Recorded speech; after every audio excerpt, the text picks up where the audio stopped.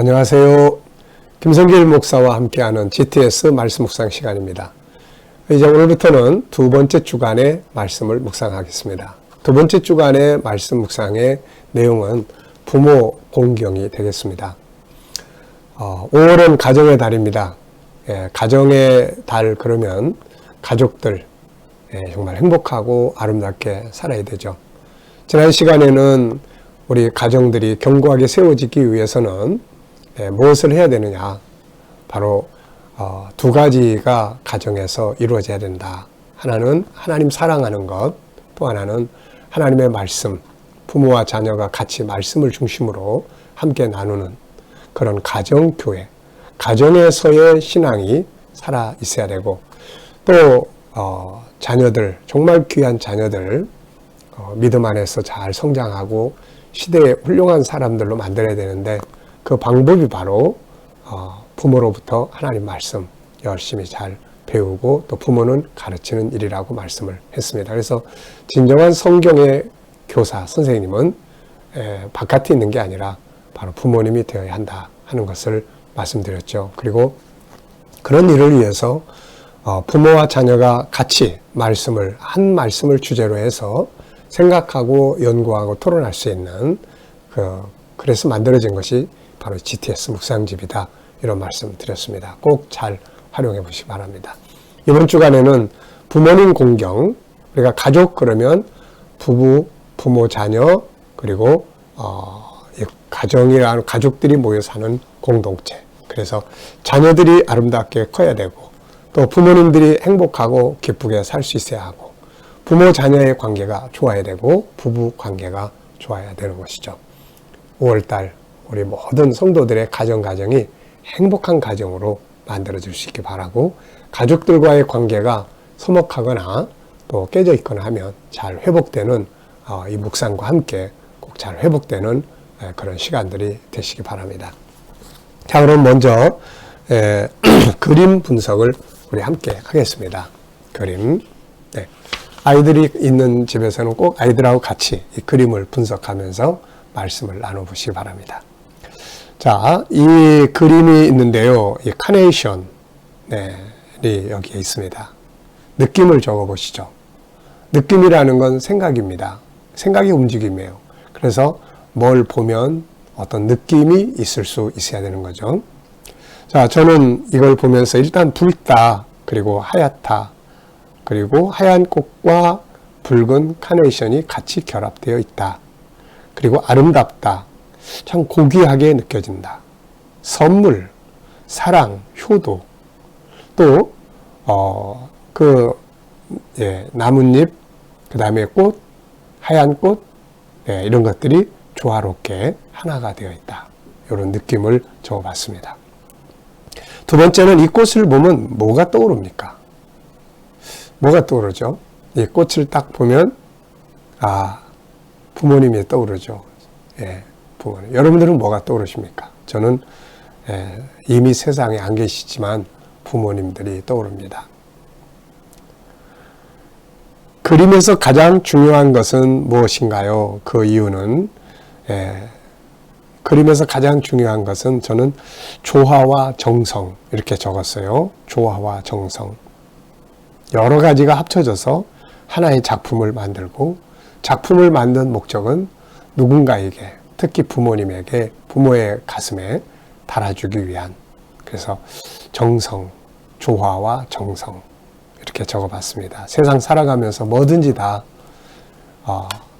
혼자 딱 떨어져 있으면 작품이 될 수가 없죠. 이게 다 합쳐져 가지고 조화를 이루는 거예요. 가정생활도 어떻게 보면 한 가족이지만 어쩌면 생각이 그렇게 다 다른가요? 이 다른 생각들이 서로 조화를 잘 이룰 수 있는 것이 이게 능력이고 이게 행복한 삶이죠. 자, 세 번째입니다. 그림을 보고 떠오르는 이야기나 사람 적어보기. 이 그림을 보면은 화려한 꽃밭이 떠오르기보다는 우리 아버지, 어머니가 떠오릅니다. 저는 아침에 이 꽃을 보면서 마음이 많이 뭉클해지고 그래요. 왜? 우리 어머니, 아버지를 생각을 하다 보니까 그렇습니다. 부모님의 고향도 떠오르고요. 또 제가 5살 그 무렵에 고향을 떠나서 제2의 고향이라고 하는 전라북도 내장산에 살았는데 아무것도 모르고 그 깊은 산골 속에서 어린 시절을 보냈어요. 그때 아버지는 산에서 이렇게 숯을 굽는 일을 했습니다. 그래가지고 그 숯을 구워서 정읍 읍내에 갔다가 팔게 되는데 지금도 기억이 나는 게 뭐냐면은 그 숯을 꿀 때 커다란 이렇게 봉을 만들어요. 그런데 그 안에 이제 이런 나무들을 넣어서 뭐 한참 이거 이제 그 안에서 불을 피우고 그 다음에 이제 봉을 열고 그 다음에 식어진 다음에 이게 시간이 이제 몇 주씩 막 걸리더라고요. 근데 어느 날 가서 보니까 숯을 누가 다 훔쳐가 버린 거예요. 그 앞에서 막 속상해 하시던 그 아버지의 모습도 막 떠오릅니다. 또 자식들을 먹여 살리기 위해서 고생하시던 어머니의 모습. 네. 그 정읍 역전에 나가가지고 그 기차에서 고구마 이렇게 내리면 그 고구마에서 이제 썩은 고구마들 다 구별해요. 근데 이제 그때 먹을 것들이 없을 때니까 그 고구마를 이렇게 다 썩은 걸 또 가려내가지고 그거는 이제 집에 가지고 와서 자식들 먹이고 그때는 그게 뭔지 잘 몰랐어요. 명절이 되면 어머니가 이 집 저 집 다니면서 명절에는 음식이 그래도 좀 풍요로울 때니까 얻어다가 우리 자식들한테 주셨던 그런 것들이 많이 이렇게 기억이 납니다. 반면에 내가 어머니 아버지한테 뭘 해드렸나 이런 걸 생각하면 별로 해드린 것도 없고 저도 이제 나이가 들고 부모가 돼 보니까 그때 그럴 때 내가 좀 더 잘했으면 좋았을 텐데 하는 생각을 참 많이 합니다. 네, 오늘 아침에는 바로 그런 게 많이 떠오르고 서울에 올라와 가지고 이제 우리 아버지 어머니가 신앙생활을 참 열심히 하셨으니까 그때 저를 데리고 항상 새벽기도 이렇게 참여하게 하셨던 그런 기억들이 많이 나요. 네. 오늘 아침에는 이제 이 카네이션을 보면서 부모 생각이 이미 돌아가셨지만 하나님 나라에 가 계시지만은 어머니 아버지 생각이 많이 납니다. 자, 이 그림 상황이 있기 전과 후의 상황 상상해 보기. 네. 현재 이 카네이션을 보면 그 다음 단계는 현실적으로 보면은 카네이션을 엄마나 아빠의 가슴에 꽂는 그런 그림이 그려질 수 있고 그 전 그림은 꽃을 갖다가 이렇게 조화롭게 만드는 이런 것도 그릴 수 있고요. 저 개인의 그림을 그려보면은 지금의 저는 이제 카네이션을 받는 입장에 있죠. 카네이션 받는. 그 전에는 내가 부모님들한테 해드렸어야 되는데 그런 기억이 그렇게 많지 않아요. 네, 좀 마음 아픈 거죠. 그리고 이제 이 다음 단계는 뭐 우리 자녀들이 또 나에게 꽃을 달아줬던 자녀들이 또 부모가 되는 이제 그런 시간의 흐름을 생각을 해봤습니다. 네. 자, 오늘 본문 말씀 읽어보겠습니다. 오늘 본문은 잠언 23장 25절과 에베소 6장 1절이에요. 자, 한번 읽어보겠습니다. 본문이 짧으니까 밑에 현대인의 성경까지 같이 읽어볼게요. 내 부모를 즐겁게 하며 너를 낳은 어미를 기쁘게 하라. 자녀들아 주 안에서 너희 부모에게 순종하라. 이것이 옳으니라. 내 아버지와 어머니를 공경하라. 이것은 약속이 있는 첫 계명이니 이로써 네가 잘되고 땅에서 장수하리라. 밑에 거 읽어보겠습니다. 그러므로 너희 부모를 기쁘게 하고 즐겁게 하라. 자녀들은 부모에게 순종하십시오. 이것이 주님을 믿는 사람으로서 옳은 일입니다. 내 부모를 공경하라 하신 말씀은 약속이 보장된 첫째 계명입니다. 그 약속은 계명대로 사는 사람이 복을 받고 오래 살게 된다는 것입니다. 자, 정리를 해보겠습니다. 자, 먼저 감사한 일 3가지 적어보시죠. 어제 하루 동안 있었던 것들 중에서 감사한 일, 어려운 일이 있었다 해도 그 속에는 또 감사의 조건이 있으니까 항상 우리는 감사의 조건만 자꾸 찾아서 감사하는 훈련을 해야 합니다. 자, 오늘 하루 시작하면서 감사한 것들, 저는 묵상, 또 뭐 새벽 기도라든지 또 영상 찍어서 이렇게 내보낸다든지 또 건강한 하루가 또 출발할 수 있다는 거, 정말 감사한 일들입니다. 자, 1번입니다. 오늘 본문 말씀을 읽고 느껴지는 것. 전 3가지를 적어봤어요. 첫째는 돌아가신 부모님 생각이 많이 났고요. 두 번째는 자녀의 도리와 복. 하나님은 자녀들에게 그냥 부모를 공경하라 이렇게 말하지 않고 말씀하지 않고 약속을 줬어요. 약속. 네가 잘 되는 거야. 네가 장수할 거야. 이 땅에서 잘 되고 장수하는 방법이 바로 부모를 즐겁게 하고 공경하는 것. 네, 이것이라고 하나님은 말씀해 주셨거든요. 그리고 3번째는 정말 부모를 즐겁게 하기 위해서 열심히 하다가 잘된 사람 이야기가 생각이 납니다. 전에 텔레비에 나왔던 사람이에요. 이 사람이 텔레비에 어떤 사람으로 소개가 됐냐면 서비스 왕으로 소개가 됐어요. 서비스 왕으로. 그래가지고 서비스를 너무 잘하니까 이 사람을 데리고 일을 하는 그 주인집에서 집도 제공하고 월급도 굉장히 많이 주면서 이렇게 그 사람을 붙들어서 일을 하게 했습니다. 그래서 그런 내용을 이제 방송에서 쭉 설명을 해요. 그랬더니 이제 방송의 아나운서가 물었죠. 어디서 이렇게 서비스의 정신을 배웠느냐. 그랬더니 이 사람 하는 말이 너무 아주 감동적인 말을 하는 거예요. 자기 어머니 아버지가 정신적인 지체 장애인데 항상 그 엄마 아버지를 보면서 내가 어떻게 저분들을 좀 기쁘게 해드릴 수 있을까?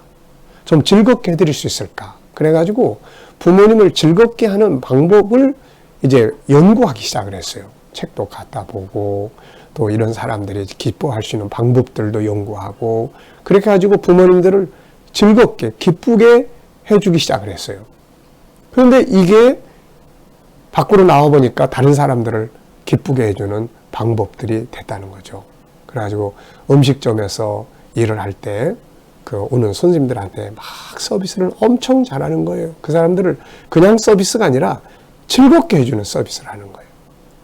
프로그램을 짜가지고 손님들이 기다리고 있으면 기다리는 시간에 뭔가를 이렇게 같이 하게 한다든지 예를 들면 팔씨름을 하게 한다든지 그래서 나중에는 그 집에 음식을 먹으러 오는 게 아니라 이 사람이 하는 서비스를 같이 경험하고 참여하고 그 서비스에 참여하고 싶어가지고 사람들이 오게 되는 거예요, 이게. 그래서 참 그때도 제가 이 말씀을 생각을 했어요. 부모를 즐겁게 하며 어미를 기쁘게 하라. 그 방법을 찾아서 기쁘게 하다 보니까 이게 이제 밖에 나가서 사용이 되니까 이게 막 사람들에게 서비스 왕이 되는 거죠. 참 이게 바로 오늘 이 말씀 속에서 그 사람이 예수를 믿는지 안 믿는지는 잘 모르겠어요. 근데 그 사람이 사는 그 방법이 오늘 본문에서 말씀해 주는 방법인 것 같아요. 자, 물론 부모는 항상 자녀를 즐겁게 해주려고 고민합니다. 그다음 우리 자녀들은 어떻게 하면 우리 어머니 아버지를 기쁘게 해드릴 수 있을까를 고민한다면 그것이 성공의 비결이 될 수 있다 하는 걸 우리가 기억을 해야 되겠어요. 자, 중요한 단어를 적어보겠습니다. 단어가 본문 속에 짧기 때문에 여러 가지 단어들이 나오는데요. 우선 부모, 즐겁게 하며 기쁘게 하라. 주 안에서 순종하라. 공경하라. 약속, 잘되고 장수하리라. 이런 단어들을 적어봤습니다. 자, 3번째는 이제 내용을 설명해 보는 거예요. 이야기를 한번 만들어 보고 내용을 설명해 보는 겁니다. 밑에 이제 이 현대인의 성경은 이야기식으로 이게 참 쉽게 돼 있어서 이렇게 그대로 적으셔도 돼요. 저는 있는 내용을 그대로 한번 간단하게 적어봤습니다. 부모를 즐겁게 하고 어머니를 기쁘게 하라. 주 안에서 부모를 순종하라. 이것이 옳은 것이다. 아버지나 어머니를 공경하라. 이것은 하나님의 약속이 있는 첫 계명이다. 그러면 잘 되고 복을 받고 장수하게 된다. 이 첫 계명이라는 것을 좀 생각을 해보면 하나님께서 주신 계명이 10가지잖아요. 그런데 하나님께 대한 계명이 4가지고 사람에 대한 계명이 6가지예요. 하나님께 대한 계명은 나 외에 다른 신 섬기지 마라. 우상 만들지 마라. 하나님의 이름을 망령되 일컫지 마라. 4번째는 주일을 안식일을 거룩히 지켜라. 이거 하나님께 대한 계명이거든요. 그 다음에 이제 사람에 대한 계명이 6가지인데 그 사람에 대한 6가지 계명 중에 첫 번째 계명이 바로 내 부모를 공경하라입니다. 우리가 하나님을 잘 섬기는 사람들이 사람과의 관계에서 첫 번째로 해야 될 일은 부모 공경하는 것 같습니다. 자, 제목 정해보기예요. 본문 전체의 제목을 정해봅니다.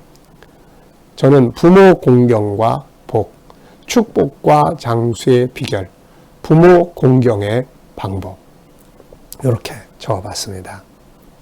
자, 이제 질문 만들어보는 순서예요.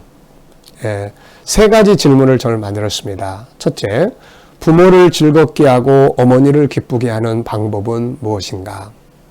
둘째, 아버지와 어머니를 공경하는 방법은 무엇일까?